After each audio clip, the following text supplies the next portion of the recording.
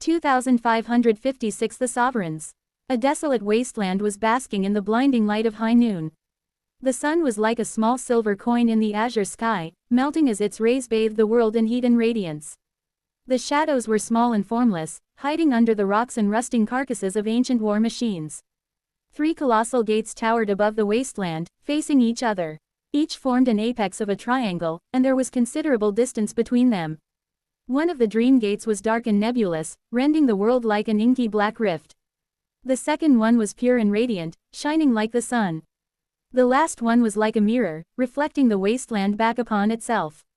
No one was here, in the ravaged heart of the eastern quadrant, to witness them, no one except for the millions of figures who stood still under the cruel rays of the blazing sun, covering the wasteland behind the mirror gate like a vast sea. Some of them looked like humans, while some glanced like nightmare creatures. Naturally, all of them were a single being. Mordred, the King of Nothing. As the sun moved across the azure expanse of the boundless sky, the shadows slowly crawled out of their shelters. The darkness of the shadow gate seemed to flow forward, too, then, it surged and swelled, and a tenebrous legion rose from its lightless depths.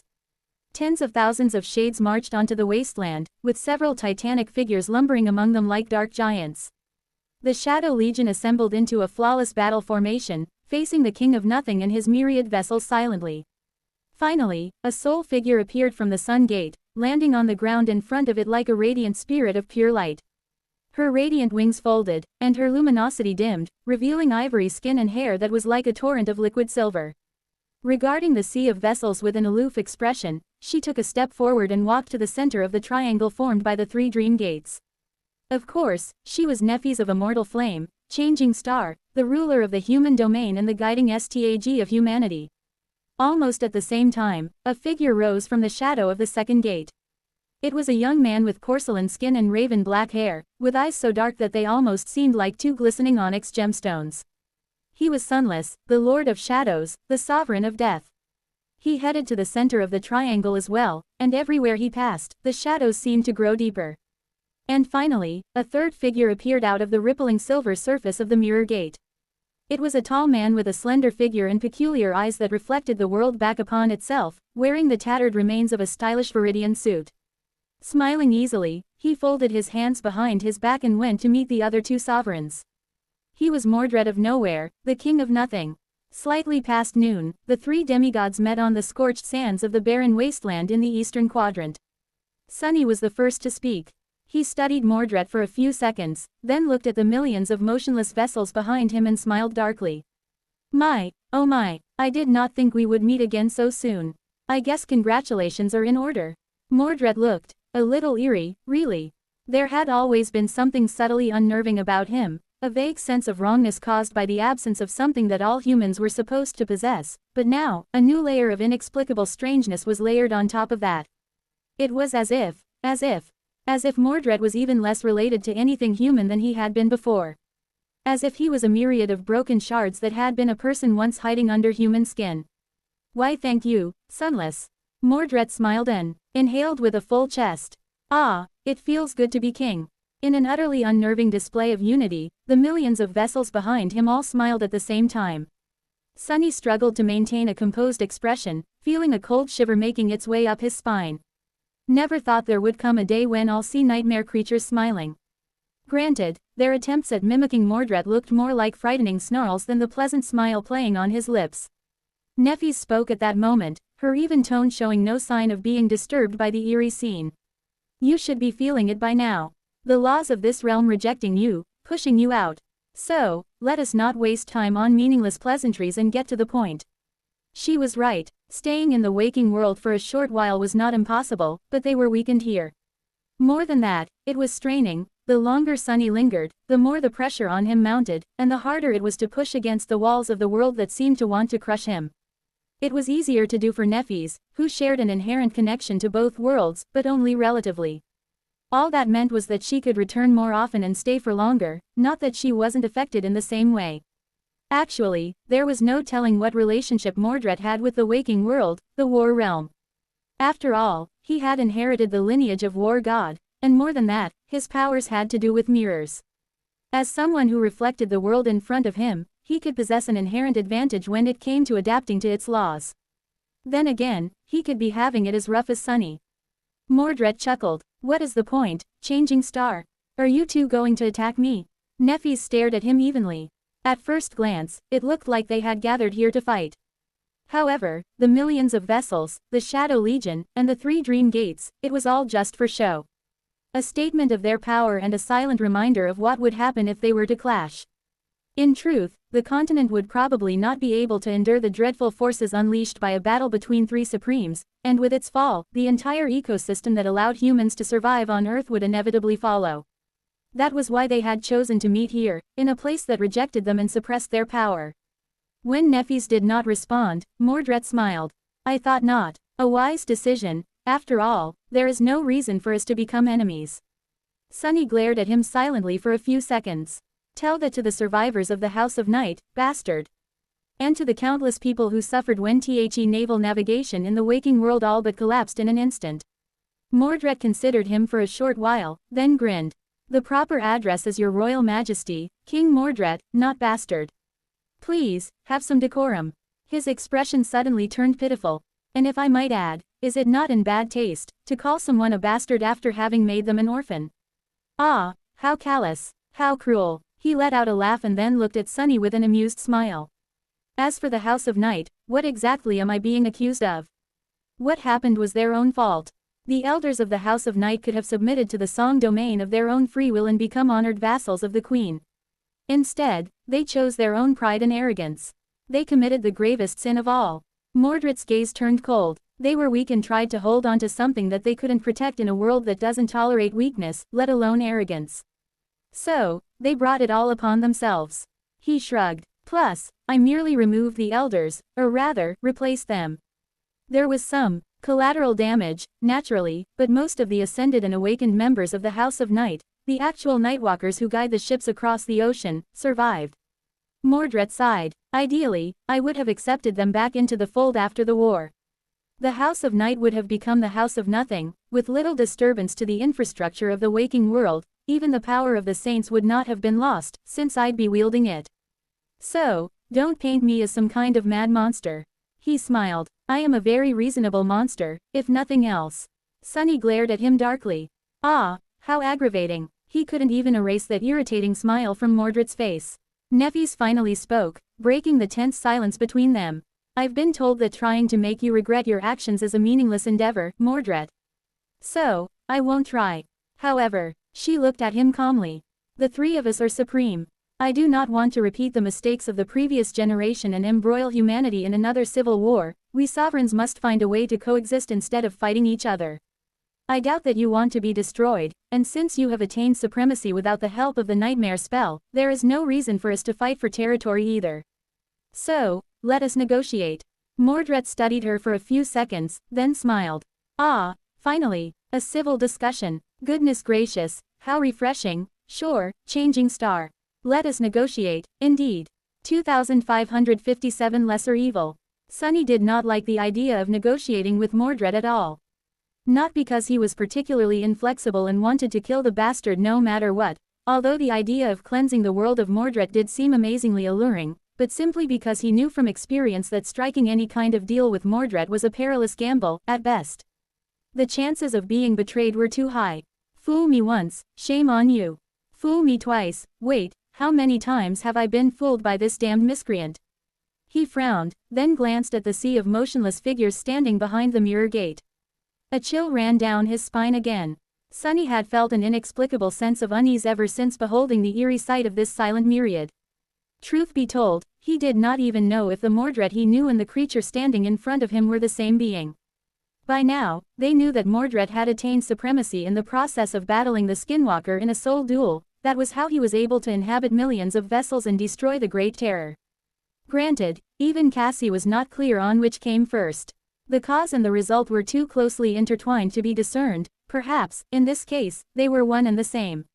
Regardless, Mordred had somehow managed to manifest a domain encompassing no one but himself, which went against the very idea of supremacy. The authority of a sovereign was supposed to be expressed by exerting it upon something, after all, be it living beings or territory. Even that was not a problem, though. The problem was just how many vessels Mordred now possessed. It was simply beyond the realm of reason. If Sunny did not confirm it himself, he would have confidently stated that it was completely impossible. He knew the presugee of trying to separate his mind across tens of thousands of conduits better than most, after all. And his shades weren't even true incarnations, he could only perceive the world around them and issue commands, not control them directly as he would his own body. Even that had put an enormous strain on him before he acquired Mind Weave, and mere weeks after acquiring Mind Weave, he was already struggling with maintaining his previous sense of self. All that stemmed from having to split his attention between every shade of the Shadow Legion, and Mordred possessed millions of vessels, not merely thousands. Even Kisong had not been able to control such a staggering number of puppets. Even Soul Stealer, a version of Mordred twisted by corruption, had been driven mad by shattering himself into a million pieces to consume Twilight. But Mordred did not seem mad. At least he was not madder than he had been before. He did not seem quite human either, though. The face was the same, if made even more sublime by the rebirth of rising to a higher rank, and the manners were the same, too. But there was something unfamiliar hiding in the depths of Mordred's gaze. How would having millions of bodies change someone's consciousness? Especially if that someone had a tenuous claim to personhood, to begin with. Sunny did not want to show the subtle feeling of being disturbed by this new and unfamiliar Mordred. One thought disturbed him even more, though. Is something similar happening to me and Nephis? It was an eerie thought. In any case, as much as Sunny did not like the idea of negotiating with Mordred, they had little choice. Despite all his deviousness and complete lack of remorse, Mordred could try to downplay the hideousness of the massacre he had perpetrated upon the House of Night all he wanted, and it would still not convince anyone. He was a sovereign now. And a sovereign could never be treated lightly, least of all one wielding a divine aspect. Sunny and Nephis could probably destroy him and his millions of vessels, but they would not escape that battle unscathed. At best, they would be severely weakened, which could prove fatal before too long. There was another sovereign they had to worry about, after all. There were 4 supremes in existence now, and one of them was almost certainly both hostile and a dire threat. So, as long as it could be avoided, they had to make sure that Mordred joined the battle against Astarion, and, ideally, the war for the future of humanity, on their side. So it was not just that destroying him would cost them too much. They had little reason to destroy him, to begin with, or at least more reasons to keep him alive than to kill him, as long as Mordred could be reasoned with. And as much as Sunny wanted to deny it, Mordred had told them the truth. He was a very reasonable monster, indeed. He had betrayed and fooled Sunny a few times. But he was not a pathological schemer, he had fulfilled his promises quite faithfully when it suited him. In the Tomb of Ariel, for example, he had played a key role during the final battle at Verge. A battle in which Sunny himself had not participated, having betrayed and abandoned his friends. Damnation, it's driving me insane. Sunny glanced at Mordred, sighed, and asked in a resigned tone.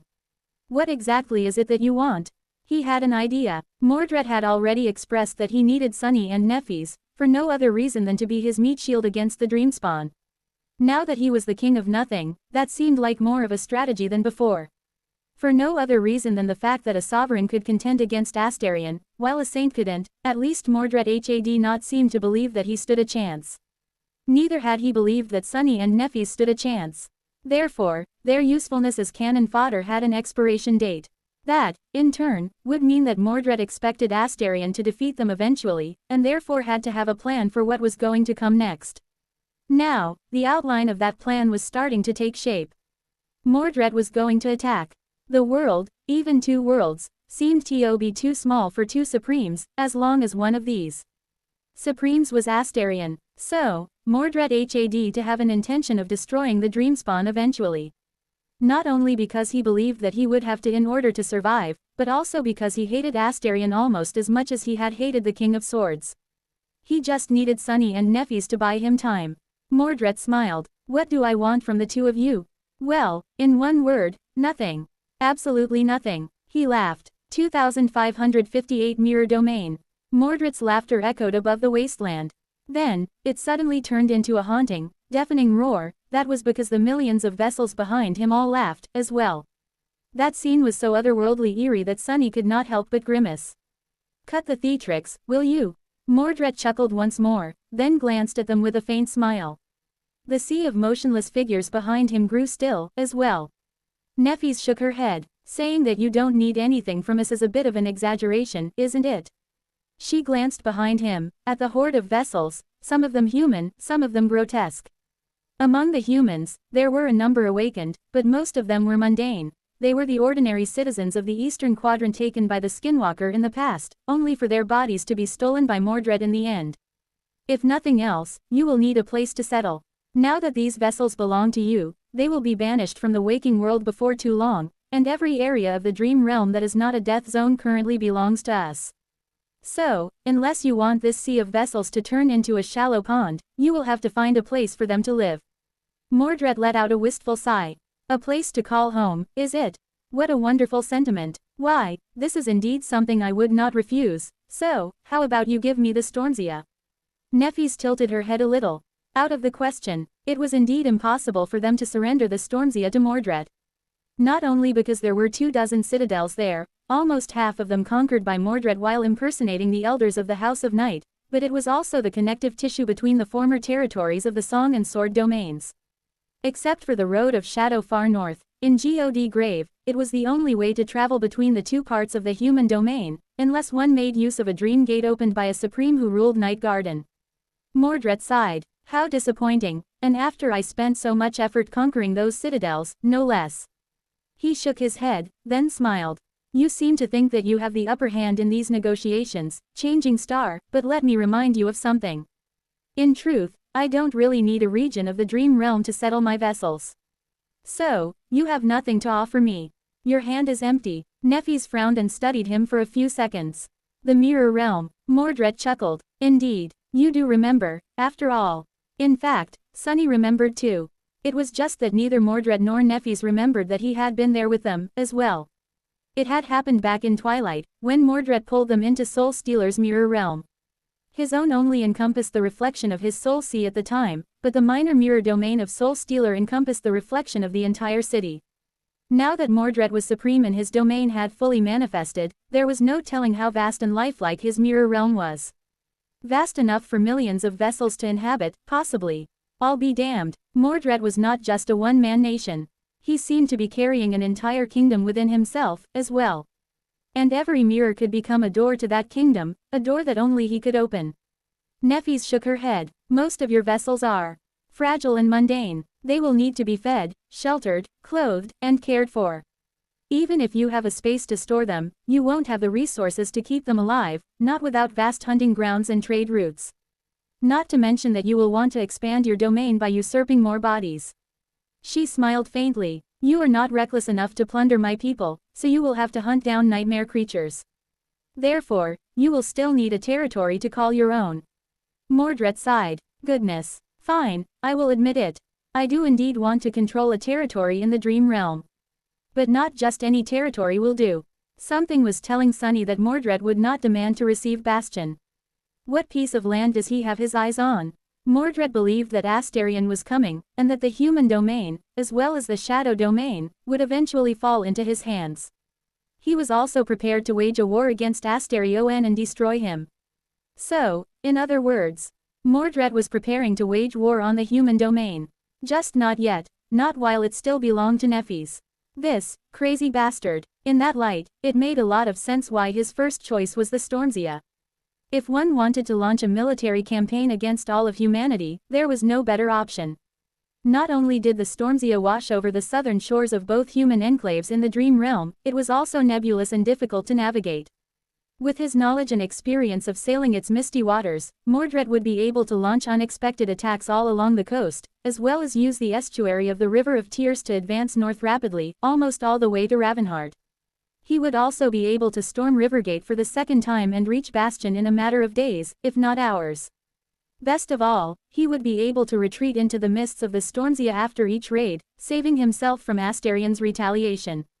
The House of Night had existed for so long without being protected by a sovereign, in large part because invading the Stormsia was an inherently perilous endeavor. It was almost impossible to conquer it unless you felt at home in its lethal, nebulous waters. It was a perfect fit. So perfect, in fact, that Sunny could not help but suspect that Mordred had always kept the eventual return of the Dreamspawn in mind, and aimed his sights on the House of Night in large part for that very reason. However, it was for that reason as well that Nephis and Sunny would never let the newly risen Supreme usurp the Stormsia. What other region of the Dream Realm could compare, though? What other place could serve Mordred's goals? He smiled. Give me the Hollow Mountains, then. 2559 Uneasy Alliance. Mordred wanted the Hollow Mountains. Well, it was no surprise that he did. All the reasons why the Stormsia suited his goals applied to the Hollow Mountains, as well. The mountain chain stretched from east to west, bordering the human territories on both sides of Godgrave. The endless expanse of white mist shrouding the jagged peaks made it all but impossible to invade them, while those who could survive its cold embrace were free to launch unexpected raids on the lands south of the mountains.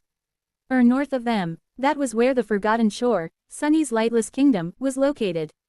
In addition to that, Mordred had an affinity to the source of the white mist, to nothing. So, he would have an easier time surviving there than almost anyone else. Of course, his aspect had to do with mirrors and reflections, which were kin to nothing creatures but not exactly the same thing. In a sense, the Hollow Mountains were to Mordred what the Shadow Realm was to Sunny. Perfect hunting grounds that were as full of promise as they were perilous and deadly. Granted, that only encompassed the surface of the hollow peaks, not the dark depths inside them, the underworld. Out there, in the realm of true darkness, Mordred would be just as helpless as Sunny. After all, there could be no reflections without light, so his powers would be rendered useless. Mordred seemed to be getting exactly what he wanted. However, Sunny and Nephis had no reason to refuse him, or at least no reason that was good enough to deny him the Hollow Mountains. They themselves had no use for them, and there were no human colonies being built within the mist. All in all, things could have been worse. A new sovereign had risen from the ranks of humanity, and while he was not exactly a reliable ally, he was not inherently hostile either. Mordred might have been a monster who knew neither regret nor remorse, but he did not usually act without reason. Otherwise, it would have been the entire population of EQSC consumed by him instead of the Skinwalker. On the bright side, humanity had another supreme now, and an immensely powerful one at that. If there was one predictable thing about Mordred, it was that he always acted in self-interest, and in the grand scheme of things, his interests coincided with those of Sunny and Nephis. After all, the destruction of their world was imminent. Once Earth was fully consumed by the Dream Realm, everything that was not corrupted would be besieged by the nightmare creatures, including those fallen deities of the cursed and unholy rank. When that happened, Mordred would have little choice but to fight side by side with other human sovereigns in order to survive. Sunny understood that rationally, but, still, negotiating with the bastard was exceedingly frustrating. I want to rend that damn smile off his face. He had dismissed the Shadow Legion. The endless sea of Mordred's vessels was disappearing into the rippling surface of the Mirror Gate. They were re-entering the Mirror Realm, leaving the desolate expanse of the Eastern Quadrant behind. Mordred himself was still here, though, looking at them with a polite smile. Yes, I do agree. We should continue this conversation in a more comfortable setting. His smile was the same, but his face betrayed subtle signs of fatigue. The War Realm was straining to expel them, and by now, the pressure was crushing. On top of that, Mordred had only recently concluded the harrowing battle against the Skinwalker and undergone the evolution to supremacy. He had not had the chance to rest and recover yet, so he was in rough shape. The negotiations were far from being over, of course. They had only set out the very fundamental principles of their future coexistence, so the details would have to be decided later, in the presence of people who could formulate a proper treaty. It was not a question of authority, but merely of convenience. Mordred would need building materials and a steady supply of clean drinking water and food to establish his kingdom in the Hollow Mountains, for example, since it was going to take him some time and a lot of effort to make it self-sufficient. Therefore, some kind of trade agreement would have to be established, and Sunny and Nephis were not the best people to define it. There were myriad small details like that. There was the question of what they would be getting in return, as well. And above all else, they were not going to agree on anything with Mordred unless Kai was present in the room, and could confirm that the King of Nothing was being sincere in his willingness to, if not cooperate, then at least coexist with the human domain. So, he was invited to Bastion. The negotiations would continue on the Ivory Island, with most members of the cohort, as well as a team of relevant professionals, Pres-ENT. As for Mordred, he did not have a cohort, close companions, or talented subordinates. Therefore, he would have to oversee the entire process himself. I can believe this is my life now. Sunny blinked a couple of times, thinking that he had never expected to negotiate a trade agreement with Mordred one day. Life was, indeed, full of surprises. They were also going to discuss the Dreamspawn in more detail then. Granted, Mordred did not seem too keen on the idea of cementing an alliance to deal with Astarion. Despite everything, he was entirely convinced that Sunny and Nephis were a lost cause. So, he wasn't inclined to help them understand what his former caretaker was capable of. All knowledge Mordred possessed would have to be exchanged for something. That was what Sunny and Nephis were getting in return for building materials and food supplies, above all else. Well, then, I'll depart first. Mordred gave them a perfunctory bow and vanished without a trace.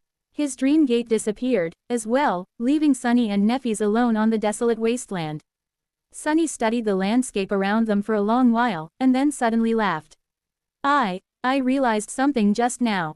He glanced at Nephis and shook his head in disbelief. This is now the safest place in the world. Both worlds, really. 2560 sudden peace. The Eastern Quadrant had been ravaged by war. The peculiar thing about the Skinwalker, however, was that the Great Terror did not discriminate between people and abominations. It took every vessel it could find, striving to grow and spread as much as possible, no matter whom it consumed. And while humans were still resisting the harrowing fiend, the nightmare creatures populating the wilderness of the Eastern Quadrant had all been wiped out and absorbed by the Skinwalker some time ago. Their bodies were then inherited by Mordred, who took them into his mirror realm. So, at the moment, the Eastern Quadrant was the only place in either of the worlds that was completely void of abominations. There were still nightmare gates here, of course, which meant that new monsters would wander through them sooner or later. But, for now, this continent was completely safe and cleansed of corruption. Like all continents used to be. Nephis remained silent for a while, then sighed. Indeed, it is quite ironic, isn't it? Although his motivation was entirely selfish, Mordred had done a great service for humanity. He saved an entire quadrant, and perhaps much more, considering that the Skinwalker was on the verge of evolving. Sunny let out a bitter laugh. You were right, he did something that neither of us had managed to do. Mordred, of all people. Nephis possessed great power, but that power was largely straightforward. Sunny wielded a subtler aspect, but he still could not have eradicated the Skinwalker without shattering the entire continent. Even then a few vessels would have survived and hidden themselves somewhere else, so that plague would have started spreading in a different corner of the world before too long.